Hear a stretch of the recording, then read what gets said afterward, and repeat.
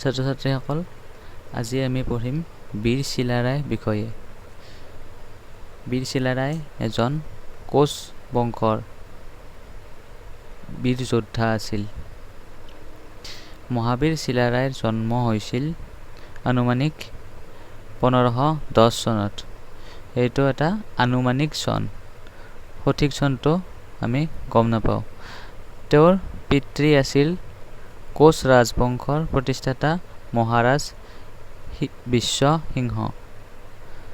গতিকে বীৰ চিলাৰায়ৰ পিতৃৰ নাম আছিল মহাৰাজ বিশ্বসিংহ। তেওঁ কোচ ৰাজবংশৰ প্ৰতিষ্ঠাতা আছিল। প্ৰতিষ্ঠাতা মিন্স এন এষ্টাব্লিছাৰ, যোনে প্ৰতিষ্ঠা কৰে, অৰ্থাৎ সংস্থাপক। শিৱ বিশ্বসিংহৰ দুই পুত্ৰ নৰনাৰায়ণ আৰু শুক্লধ্বজ অৰ্থাৎ চিলাৰায়।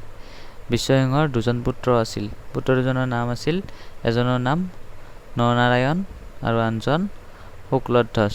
আৰু শুক্লধ্বজৰ আন এটি নাম হ'ল চিলাৰায়, যাৰ বিষয়ে আমি এইটো পাঠত পঢ়িম।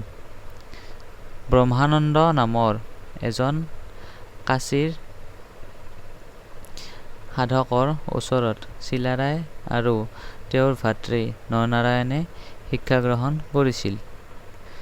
চিলাৰায় য'ত শিক্ষা গ্ৰহণ কৰিছিল তেওঁৰ নাম আছিল ব্ৰহ্মানন্দ। চিলাৰায়ে সৰুৰে পৰা তীক্ষ্ণ বুদ্ধিসম্পন্ন আৰু শক্তিশালী যুঁজাৰু আছিল। গতিকে চিলাৰায় সৰুৰে পৰা বহুত বুদ্ধিয়ক আৰু শক্তিশালী যুঁজাৰু আছিল। তেওঁলোকে সংস্কৃত শিক্ষা গ্ৰহণৰ লগতে যুদ্ধবিদ্যাৰ শিক্ষাও লাভ কৰিছিল। সৰুৰে পৰা চিলাৰায় আৰু তেওঁৰ ভাতৃ নৰনাৰায়ণে সংস্কৃত শিক্ষাৰ লগতে যুদ্ধবিদ্যাও শিকিছিল। চিলাৰায় চোট ৰজা আৰু চোট দেৱান ৰূপে জনাজাত। গতিকে চিলাৰায়ক চোট ৰজা আৰু চোট দেৱান ৰূপেও জনা যায়। তেওঁ সঁচাকৈয়ে বৰ বাহুবলী পুৰুষ আছিল।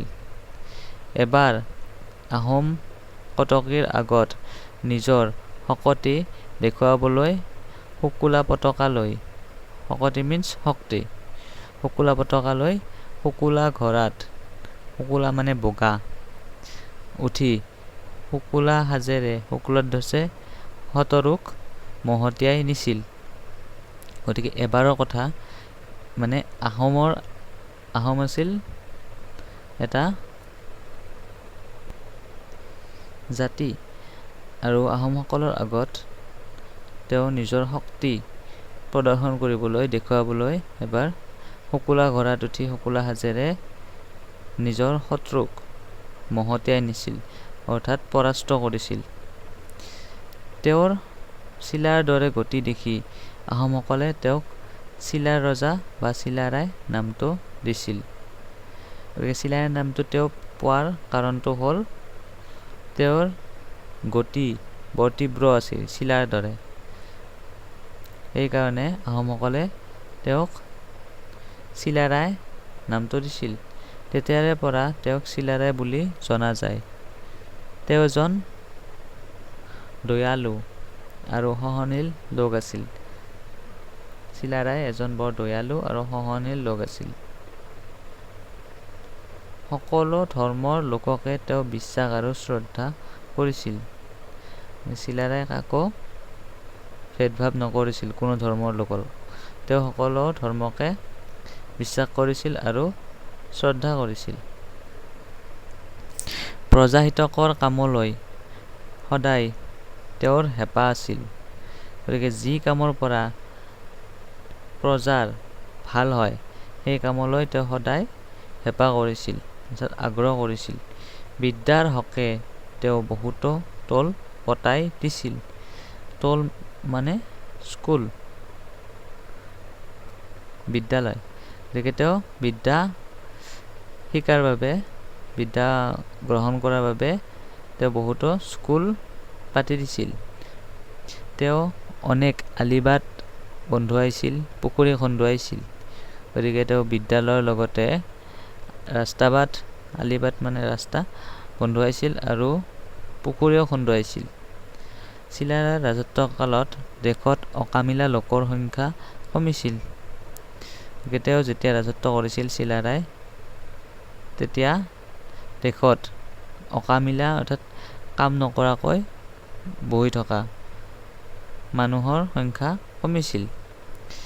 তেওঁ যুদ্ধবন্দীক কাহানিও অত্যাচাৰ কৰা নাছিল, বৰঞ্চ সেইবিলাকক মাটি বাৰী দি নিগাজিকৈ বহুৱাইছিল। যুদ্ধবন্দী অৰ্থাৎ কোনো যদি দেশৰ লগত বা ৰাজ্যৰ লগত যুদ্ধ হয়, তেতিয়া যুদ্ধত হৰা দলৰ মানুহ কিছুমানক বন্দী হিচাপে লৈ অহা হয়। সেই লোকক যুদ্ধবন্দী বুলি কয়। আৰু তেওঁ যুদ্ধত বন্দী কৰি অনা লোকক কেতিয়াও অত্যাচাৰ নকৰিছিল। তেওঁলোকক ভালদৰে ৰাখিছিল আৰু তেওঁৰ ৰাজ্যতে নিগাজিকৈ বহুৱাইছিল। নিগাজিকৈ অৰ্থাৎ পাৰ্মানেণ্টলি, চিৰদিনৰ বাবে মাটি বাৰী দি নিজৰ ৰাজ্যতে থাকিবলৈ দিছিল। নৱ বৈষ্ণৱ ধৰ্ম প্ৰচাৰেৰে সমগ্ৰ অসমীয়া জাতিক একত্ৰিত কৰাৰ বাবে শ্ৰীমন্ত শংকৰদেৱ যেতিয়া আহোম ৰজাৰ ৰোষত পৰিছিল, তেতিয়া চিলাৰায়ে গুৰুজনাক নিজ গৃহত আশ্ৰয় দি তেওঁক ধৰ্ম প্ৰচাৰত সহায় কৰিছিল। অৰ্থাৎ আমি সকলোৱে জানো শ্ৰীমন্ত শংকৰদেৱৰ কথা। শ্ৰীমন্ত শংকৰদেৱে যেতিয়া বৈষ্ণৱ ধৰ্ম প্ৰচাৰ কৰি সকলো অসমীয়া জাতিকে একত্ৰিত কৰাৰ চেষ্টা কৰিছিল, তেতিয়া আহোম ৰজাৰ ৰোষত পৰিছিল। ৰোষত অৰ্থাৎ খং। আহোম ৰজাই শংকৰদেৱৰ ওপৰত অসন্তুষ্ট হৈছিল আৰু তেতিয়া বীৰ চিলাৰায়ে শংকৰদেৱক আশ্ৰয় দিছিল, নিজ গৃহত আশ্ৰয় দিছিল। আৰু বীৰ চিলাৰায়ৰ গৃহৰ পৰাই শংকৰদেৱে ধৰ্ম প্ৰচাৰ কৰিছিল।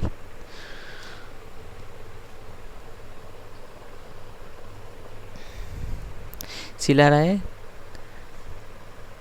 ভুৱনেশ্বৰী নামৰ শংকৰদেৱৰ এগৰাকী ভতিজা ছোৱালীক বিয়া কৰাইছিল। গতিকে চিলাৰায়ে যাক বিয়া কৰাইছিল তেওঁ আছিল শংকৰদেৱৰ এগৰাকী ভতিজা ছোৱালী। তেওঁৰ নাম আছিল ভুৱনেশ্বৰী। যি সময়ত শংকৰদেৱৰ বিৰুদ্ধে বিভিন্ন ষড়যন্ত্ৰ চলিছিল, তেওঁক নিশেষ কৰাৰ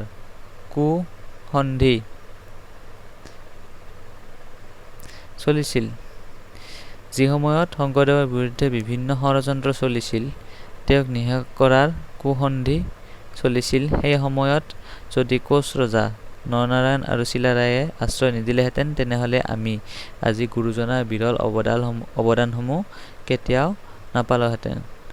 গতিকে সেই সময়ত শংকৰদেৱৰ বিৰুদ্ধে বহুতে ষড়যন্ত্ৰ কৰিছিল আৰু তেওঁক নিশেষ কৰাৰ অৰ্থাৎ শংকৰদেৱক মৃত্যু কৰাৰ প্ৰচেষ্টা চলিছিল।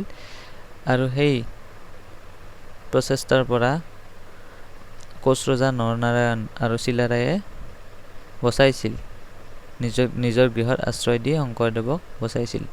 যদি তেতিয়া শংকৰদেৱক চিলাৰায় বা নৰনাৰায়ণে আশ্ৰয় নিদিলেহেঁতেন, তেনেহলে আজি আমি শংকৰদেৱৰ এই বিৰল অৱদানসমূহ কেতিয়াও নাপালোহেঁতেন। বীৰ চিলাৰায় অতিশয় সৎ পুৰুষ আছিল। ৰাজহুৱা ধনৰ এপইচাও তেওঁ নিজৰ বাবে খৰচ কৰা নাছিল। গতিকে বীৰ চিলাৰায় এজন বৰ সৎ পুৰুষ আছিল। তেওঁ ৰাজহুৱা ধনৰ অৰ্থাৎ ৰাজ্যৰ পৰা যি ধন আদায় হৈছিল, তেওঁ সেই ধনসমূহ নিজৰ কামৰ কাৰণে খৰচ কৰা নাছিল, বৰং নিজে পোৱা উপহাৰ উপঢৌকনৰ হিচাপ নিয়াৰিকৈ ৰাখিছিল। বীৰ চিলাৰায়ে যি নিজে উপহাৰ পাইছিল, উপঢৌকন অৰ্থাৎ এ প্ৰেজেণ্ট, উপকাৰৰ আশা নকৰি দিয়া ভেটি। নিস্বাৰ্থভাৱে দিয়া উপহাৰ তেওঁ কিছুমান পাইছিল আৰু সেইবোৰ তেওঁ নিয়াৰিকৈ হিচাপ কৰি ৰাখি থৈ দিছিল। সেই সকলোখিনি কামাখ্যা মন্দিৰ সজোৱাৰ কামত কটোৱাইছিল বুলি জনা যায়। পিছত যি তেওঁ উপহাৰ হিচাপে বা উপঢৌকন হিচাপে পাইছিল সেই সকলোখিনি ধন তেওঁ কামাখ্যা মন্দিৰ সজোৱাৰ কামত কটোৱাইছিল বুলি জনা যায়। সংস্কৃত ভাষাত শিক্ষা লাভ কৰা চিলাৰায়ে সংস্কৃত ভাষাত গ্ৰন্থ ৰচনা কৰিছিল। গতিকে চিলাৰায় এজন যোদ্ধাৰ লগতে তেওঁ এজন ৰচনা অৰ্থাৎ সাহিত্যিকো আছিল। চিলাৰায় সংস্কৃত ভাষাত গ্ৰন্থ ৰচনা কৰিছিল। এইজনা বীৰৰ বসন্ত ৰোগত আক্ৰান্ত হৈ গংগাৰ পাৰত 1571 চনৰ চত মাহত মৃত্যু হয়। গতিকে বীৰ চিলাৰায়ৰ মৃত্যু হৈছিল বসন্ত ৰোগত আক্ৰান্ত হৈ। তেওঁৰ মৃত্যু হৈছিল 1571 চনত চত মাহত। গংগাৰ পাৰতে তেওঁৰ অন্তিম সৎকাৰ কৰা হৈছিল।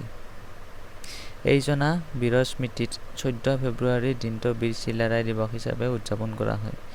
এই দিনটো তোমালোকে মনত ৰাখিবা। বীৰ চিলাৰায় দিৱস হিচাপে 14 ফেব্ৰুৱাৰীৰ দিনটো আমি পালন কৰোঁ। গতিকে এইখিনি আছিল বীৰ চিলাৰায়ৰ বিষয়ে। তেওঁৰ বিষয়ে তোমালোকে বিতংকৈ চাব পাৰিবা। বহুতো কিতাপ আছে, তোমালোকে ইউটিউবত চালেও পাবা বীৰ চিলাৰায়ৰ বিষয়ে। তেওঁৰ বীৰত্বৰ কথা সকলোতে তোমালোকে পাবা। গতিকে তোমালোকে পঢ়িবা ভালদৰে এই পাঠটো।